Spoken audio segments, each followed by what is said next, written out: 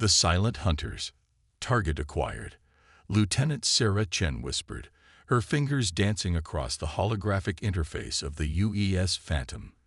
The stealth ship hung motionless in the void, invisible to both sight and sensors, less than 10,000 kilometers from one of the Drachnid Empire's most heavily fortified installations.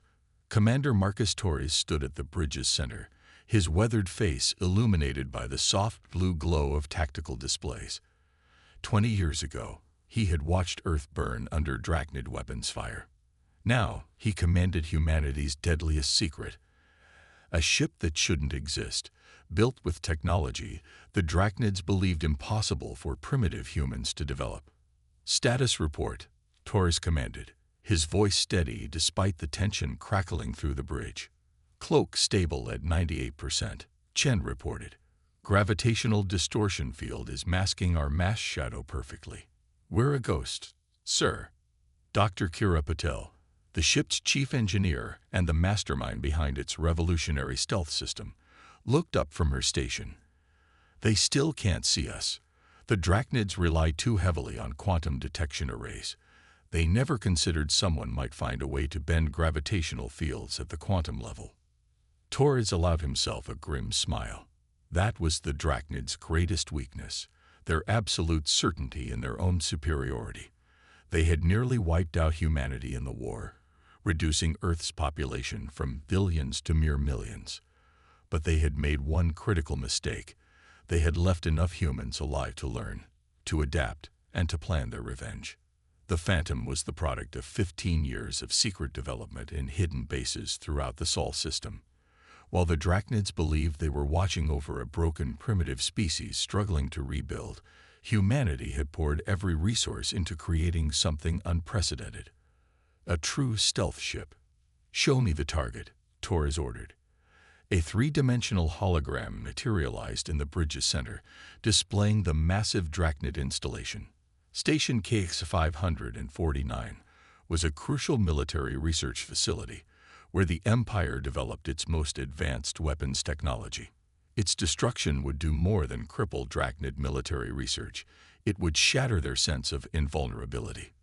Security patterns analyzed, reported Lieutenant James Wilson from Tactical. They're running standard patrols. No sign they've detected anything unusual. He paused, checking another reading. "Sir, we're picking up some interesting energy signatures from the lower research levels. Looks like they're testing something big." "Weapons research," Dr. Patel added, studying the data. "Based on these readings, they're probably developing improved plasma cannons, the kind they used on Earth." Torres felt his jaw tighten. "Then we hit them there first. Chen, bring us in closer. Wilson, prepare the quantum torpedoes. Patel, I want maximum power to the cloak. We only get one shot at this." The Phantom glided forward, silent as death itself. Around it, Drachnid patrol ships moved in precise patterns, their crews confident in their absolute control of this sector of space. None of their sensors detected the invisible predator in their midst. Torres watched the tactical display, memories of Earth's burning cities flashing through his mind. The Drachnids had called humans primitive, had laughed at their crude technology. They had expected humanity to remain broken, to accept their place as a conquered species. "Sir," Chen's voice cut through his thoughts, "we're in optimal firing position.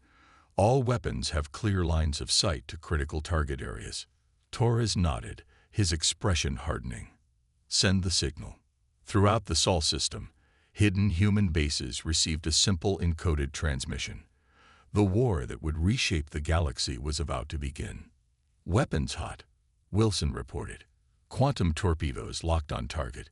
We can hit their primary research lab, power core, and defensive shield generators simultaneously." "Remember," Torres addressed his crew, his voice carrying the weight of humanity's future, "we're not just here to destroy one installation. We're here to show the galaxy that humanity will never accept chains. That treating us as primitive wasn't just their greatest insult. It was their greatest mistake." The bridge crew straightened at their stations. They were the best humanity had to offer, chosen for this mission because they understood what was at stake. The Phantom wasn't just a ship. It was humanity's response to an empire that had tried to break them. On my mark, Torres commanded, watching as the final patrol ship moved past their position. The moment had come. 15 years of preparation, of secret development, of waiting in the shadows. It all led to this instant. Fire, breaking the shield. The quantum torpedoes struck with devastating precision. 3 simultaneous explosions ripped through Station KX-549, each targeting a critical system. The Drachnid facility's shields flickered and died as their generators exploded, leaving the station exposed. Alarms blared across the installation as its power core went into meltdown. Direct hits on all primary targets, Lieutenant Wilson reported, his voice steady despite the destruction unfolding before them. Their shields are down. Power systems critical. Research labs completely destroyed. Commander Torres watched the chaos unfold on the tactical display. Drachnid ships scrambled in confusion, their crews unable to comprehend what was happening. For the first time in centuries, the mighty empire was facing an enemy they couldn't see or fight. Multiple distress calls detected. Lieutenant Chen announced from her station. They're requesting immediate reinforcements. Sir, they still haven't detected us. Dr. Patel's fingers flew across her console as she monitored the Phantom's stealth systems. Cloak holding steady. The explosion's radiation is actually helping mask our presence. They don't even know where to look. Torres allowed himself a moment of grim satisfaction. The Drachnids had always relied on their superior technology, never imagining that humans could surpass them in any field. Now that arrogance would cost them dearly. Sir, Wilson called out, urgency in his voice. Large energy spike detected. The station's antimatter containment fields are failing. They're going to lose the whole facility, Dr. Patel confirmed. The explosion will be visible from 3 systems away. Torres nodded. Good. Let the Empire see what their primitive humans can do. Chen, plot us a course out of the blast radius. Wilson, prepare a data burst transmission to command. They need to know Phase 1 was successful.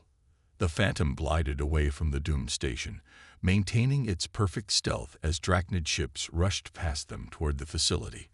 Emergency rescue attempts were already underway, but Torres knew they would be futile. The quantum torpedoes had been designed to ensure total destruction. Commander, Chen's voice carried a note of concern, picking up multiple warp signatures. Heavy capital ships incoming. Looks like they're deploying a battle fleet. As expected, Torres replied. They still think this was a conventional attack. They'll search the entire sector for ships that don't exist while we slip away undetected. Dr. Patel looked up from her station. Sir, I'm detecting some unusual readings from the incoming fleet. They're using scanning frequencies I've never seen before. The Drachnids might be more prepared than we thought. Torres frowned. The Empire's resources were vast, and while they had dismissed humans as primitive, their own technology was formidable. Show me, he ordered. A new holographic display appeared, showing complex energy patterns emanating from the approaching Drachnid vessels. Their search patterns were more sophisticated than anything humanity had encountered before. They've been developing new detection systems, Dr. Patel explained, analyzing the data. Nothing that can spot us yet, but they're closer than our intelligence suggested. The Empire hasn't been as complacent as we hoped. Can they track our quantum torpedo signatures? Torres asked. Negative, Wilson responded. The warheads were designed to leave no traceable energy pattern. As far as their sensors are concerned, the station just exploded on its own. The bridge crew watched as the first Drachnid battleships emerged from warp, their massive forms casting shadows across the debris field that had once been Station KX-549. The Empire's response was swift and overwhelming, exactly as planned. Message incoming from Command, Chen reported. Phase 2 is greenlit. They want us to proceed to the secondary target. Torres studied the tactical display, watching the Drachnid ships begin their futile search patterns. The Empire would waste enormous resources trying to find phantom attackers, never realizing that their true enemy was already slipping away to strike elsewhere. "Plot a course for the Centauri Gate," he ordered. "The Empire's about to learn that their control of the galaxy's hyperspace network isn't as secure as they think." As the Phantom prepared to leave the system, Torres reflected on how far humanity had come. From the ashes of their defeated homeworld, they had forged themselves into something new, something that could challenge even the mighty Drachnid Empire. "Sir," Wilson called out, "final scans of the battle fleet complete. Data suggests they've upgraded their point defense systems as well. Our next attack run will need to account for these improvements." "Send everything to tactical analysis," Torres commanded. "I want new attack protocols developed before we reach the Centauri Gate. The Empire's learning to fear shadows. Let's show them why they should." The Phantom accelerated silently through space, leaving behind a scene of destruction and confusion. In the command centers of the Drachnid Empire, alarms were already sounding. Their invincible military had been struck a devastating blow, and they had no idea how it had happened. Phase 2 would show them that this was just the beginning. Empire's awakening. Supreme Warlord Krastul stormed into the Imperial War Chamber, his scaled armor glinting under the harsh lights. The chamber's massive holographic display showed a map of Drachnid space, with red markers indicating the growing list of destroyed facilities. 3 major installations had been attacked in the past week, each strike more devastating than the last. "Impossible," he roared, his claws leaving deep gouges in the metallic table. "How can we find no trace of these attackers? We are the Drachnid Empire. We do not suffer such humiliation." High Admiral Vexna, her silvered scales marking her age and experience, studied the tactical data with narrowed eyes. The attacks follow no logical pattern. No ships detected entering or leaving the target zones. No energy signatures. No debris. It's as if we're being struck by ghosts. "There are no ghosts in space," Admiral Krasful snarled.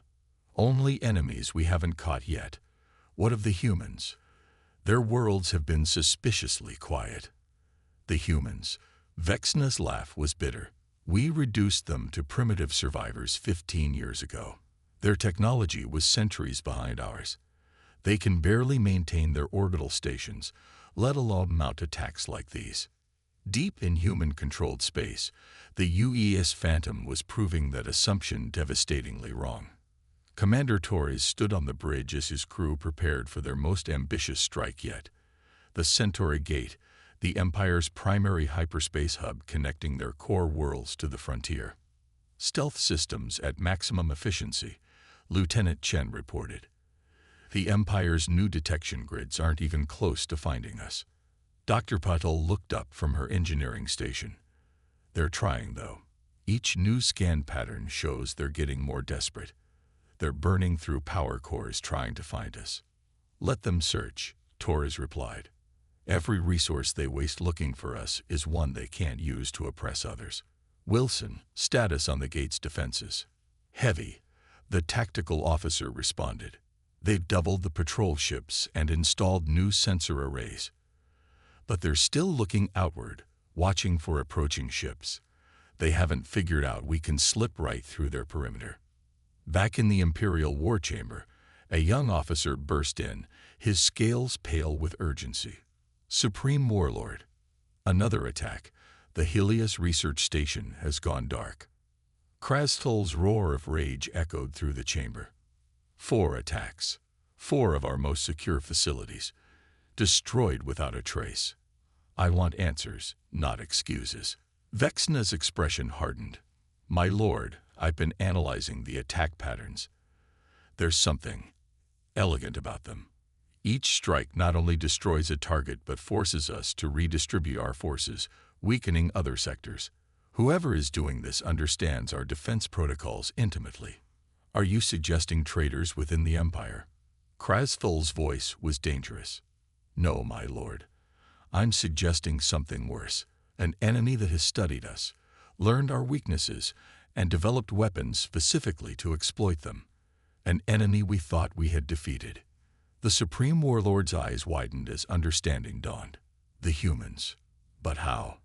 Their technology was primitive, their fleets destroyed. We underestimated them, Vexna said quietly. While we watched them rebuild their broken cities, they were planning this. The question is, what else have they developed while we weren't looking? Aboard the Phantom, Torres received the update from command. Helios Station confirmed destroyed. The Empire's scientific research network is in chaos. We're ready for the primary target. The crew felt the weight of the moment. The Centauri Gate wasn't just a military target. It was the symbol of Drachnid power in this sector of space. Its destruction would do more than disrupt their operations. It would shatter their image of invulnerability. Final checks, Torres ordered. Chen, plot our approach course through their defensive grid. Wilson, arm quantum torpedoes. Patel, I want every ounce of power you can give to the stealth systems. We only get one shot at this. In the Imperial War Chamber, Krasful made a decision. Deploy the entire home fleet. I want every ship we have searching for these phantom attackers.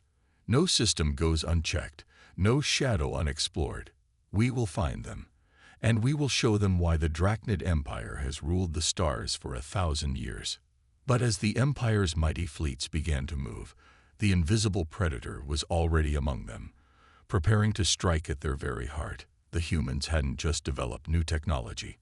They had learned to turn their greatest weakness into their greatest strength. The Empire had fought them broken, and that blindness would now cost them everything they had built.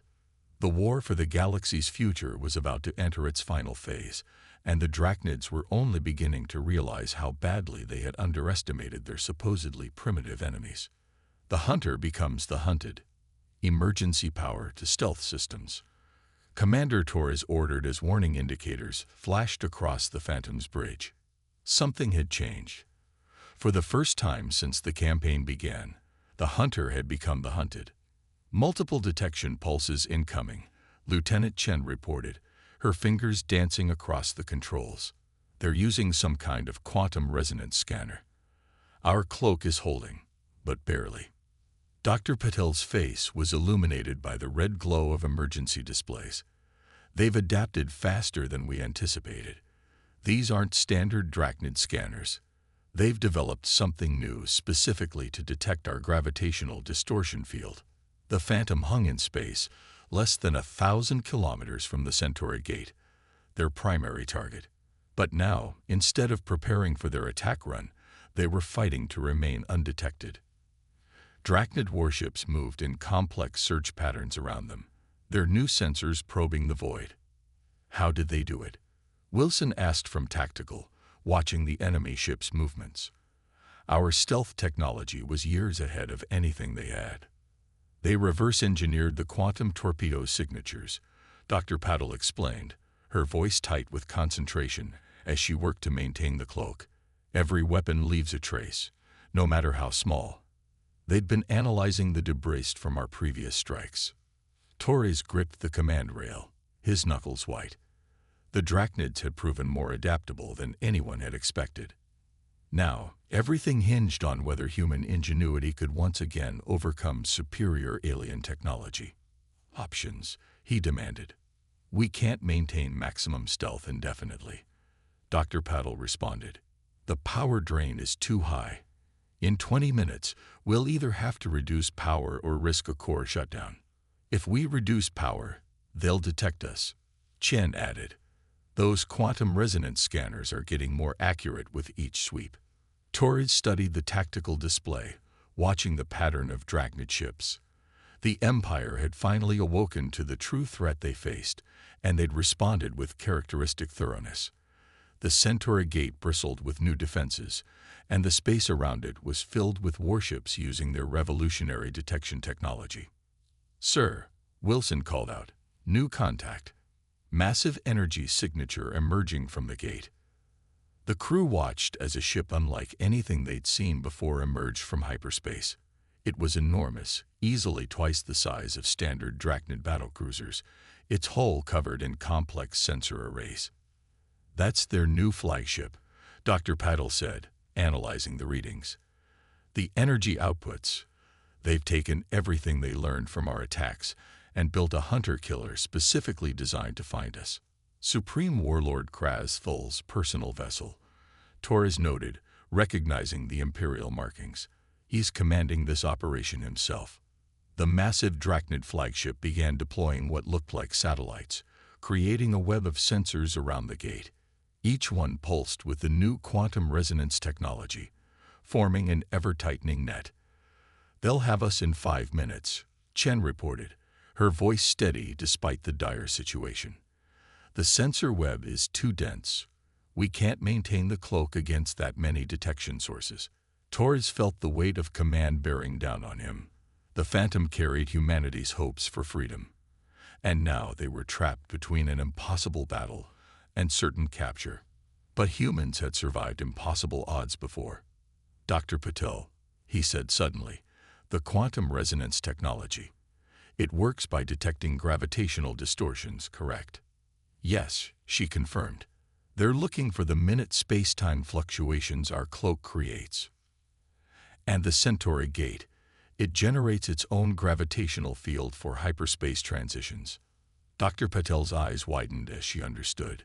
Yes, yes, the gate's field is thousands of times stronger than our cloak's distortion. If we could synchronize our field to match its frequency, we could hide in plain sight, Torres finished.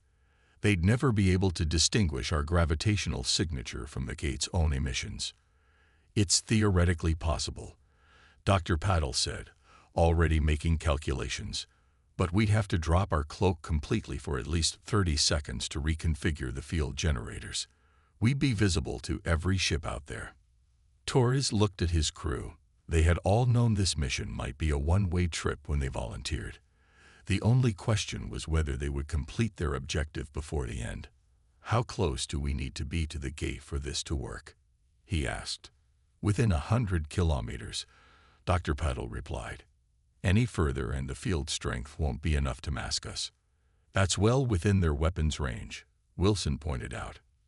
Then we'll have to be faster than their gunners, Torres said. Plot a course directly for the gate. Maximum thrust the moment we decloak. Chen, I want every ounce of power diverted to engines and shields for those 30 seconds. Wilson, prepare a full spread of quantum torpedoes. We might only get one shot.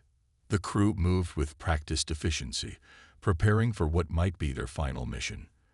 The Drachnid sensor net grew tighter with each passing second, but now they had a plan. It was desperate, perhaps even suicidal, but it was also exactly the kind of unexpected tactic that had kept humanity alive against overwhelming odds. All stations report ready, Chen announced. Torres took a deep breath, watching the massive form of the Drachnid flagship through the view screen. Remember, he said quietly, they thought we were primitive because we were different. Let's show them just how dangerous different can be. Humanity's dawn. Cloak disengaging in 3, 2, 1. Lieutenant Chen's voice cut through the tense silence on the Phantom's bridge. Cloak down. Full power to engines. The stealth ship burst into visibility less than 1,000 kilometers from the Centauri gate, its sudden appearance triggering immediate chaos among the Drachnid fleet. Alarm signals blared across enemy vessels as targeting systems locked onto the previously invisible threat. Multiple weapons locks detected, Wilson reported calmly. Enemy fleet responding. Now, the space around the Phantom erupted with plasma fire as dozens of Drachnid warships opened up with everything they had. On the massive flagship, Supreme Warlord Kraz Thul watched in savage triumph as his trap finally caught its prey. Maximum thrust, Torres commanded. Dr. Patel, status on the field reconfiguration. 25 seconds remaining. She responded, her hands flying across the engineering controls. The gate's gravitational field is stronger than expected. I'm having to compensate on the fly. The Phantom streaked through space, its advanced shields barely holding against the barrage of enemy fire. Every Drachnid gunner in the sector was targeting them, but Torres had counted on their eagerness to destroy the ship that had humiliated their empire. They're so focused on hitting us, they don't see what we're really doing, he murmured. Chen's voice was tight with concentration as she threaded the ship through the deadly web of plasma fire, approaching optimal range for field synchronization. Distance to gate, 300 kilometers. Multiple capital ships moving to intercept, Wilson warned. They're trying to box us in. On the Drachnid flagship, Krasthul's triumph began to fade as he watched the human vessel's approach vector. They're heading straight for the gate, he realized. All ships, concentrate fire. Do not let them reach it. The intensity of enemy fire doubled, but the Phantom's course never wavered. This was the moment everything had been building toward, not just this mission, but the 15 years of preparation since Earth's devastation. Field reconfiguration in 10 seconds, Dr. Patil announced. Everyone hold on. This is going to get interesting. The Phantom shuddered as a plasma bolt finally penetrated its weakening shields, scoring a hit along the port hull. Warning indicators flashed across every station, but the crew remained focused on their tasks. 5 seconds, Dr. Patil counted down. 4, 3. Enemy flagship is launching interceptors, Wilson reported. They've figured out what we're trying to do. 2, 1. Engaging gravitational synchronization now. For a moment, the Phantom seemed to flicker, its outline becoming indistinct as its gravitational field merged with the massive distortions created by the Centauri gate. Then, to the astonishment of every Drachnid sensor operator watching, the ship simply vanished. Did we get it? Torres asked, holding his breath. Dr. Patel checked her readings, a smile slowly spreading across her face. Perfect synchronization. Their quantum resonance scanners can't distinguish us from the gate's background emissions. We're invisible again. Enemy fleet is losing tracking lock, Wilson confirmed. Their shots are going wild.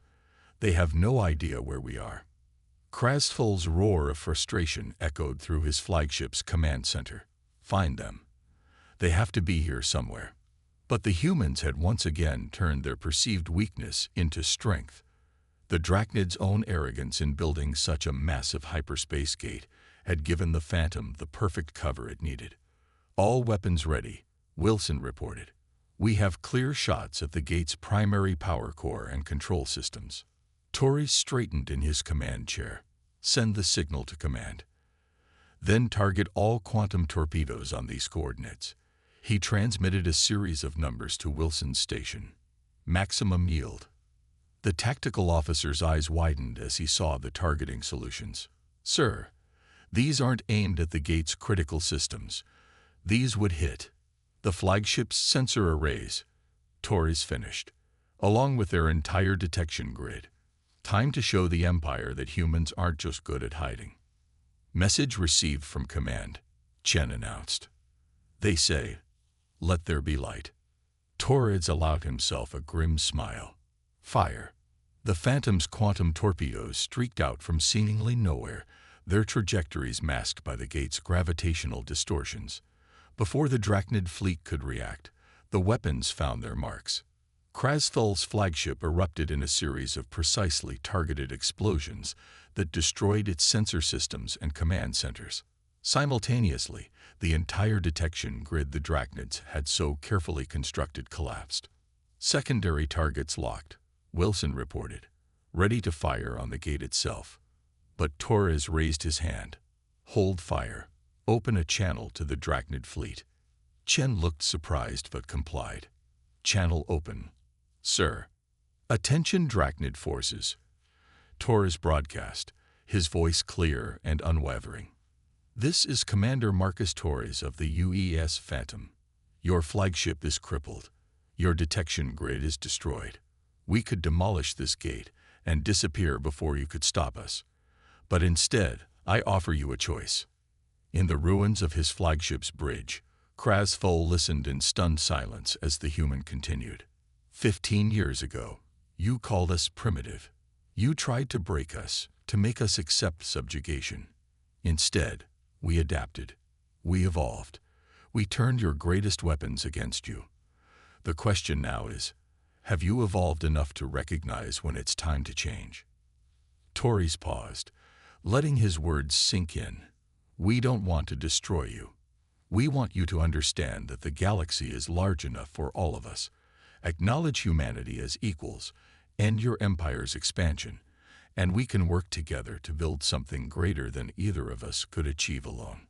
And if we refuse, Krasthul's voice crackled over the channel, then we'll continue to strike from the shadows, dismantling your empire one piece at a time, until you learn that true strength comes from adaptation and cooperation, not domination. Minutes passed in tense silence as the Drachnid leadership contemplated their options. They had finally seen what humanity was truly capable of, not just technological innovation, but the wisdom to use power with restraint. Finally, Krasthul spoke again, his voice carrying the weight of centuries of imperial tradition, and the recognition that times had changed. Perhaps we have something to learn from you after all. As negotiations began, Torres looked at his crew, the best humanity had to offer, who had proven that intelligence, creativity, and determination could overcome any obstacle.